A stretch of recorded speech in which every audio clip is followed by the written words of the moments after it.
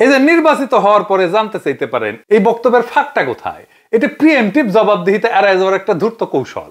রাষ্ট্রবিজ্ঞানের ভাষায় এটাকে pre legitimacy opacity বা বৈধতা পাওয়ার আগেই স্বচ্ছতার তত্ত্ব বলে। এইখানে এক ব্যক্তি জনগণের ভোট চাইতেছেন, অথচ নিজেকে জনগণের জবাবদিহিতার বাইরে রাখতে চাইতেছেন যতক্ষণ না তিনি ক্ষমতায় আসেন। কিন্তু আধুনিক গণতন্ত্রে প্রার্থী ভোট চাওয়ার মুহূর্ত থেকেই জবাবদিহিতা শুরু হয়। বিএনপি তো ভোট চাইছে, তারেক রহমানও ভোট চাইছে। আপনি ভোট চাইতেছেন মানেই আপনি জনগণের প্রতিনিধি হইতে চাইতেছেন। আপনার ওই মুহূর্ত থেকে আপনার জবাবদিহিতার দায়ও তৈরি হইতেছে। জনগণের প্রতিনিধি মানে আপনি জনগণের সামনে খোলা বইয়ের মতো হইতে হবে।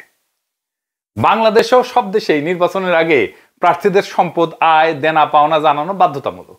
শুধু জানানো না, পাবলিক রেকর্ড জমা দিতে হয়। নেতা না জানাইলে জনগণ জানতে চাইতে পারে। এটা এমন একটা কথা যেন আপনি বলতেছেন আমি দোকান খুলবো, কিন্তু আমার পণ্যের উৎস জানতে চাইলে আমি বলবো আগে কেনেন তারপরে জানবেন।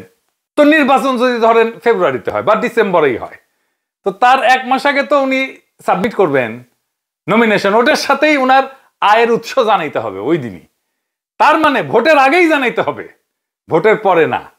পাবলিক অফিসে উনি যাক বা না যাক, উনি ভোট হারিয়ে গেলেন, তাও এটা জানানো থাকবে পাবলিককে।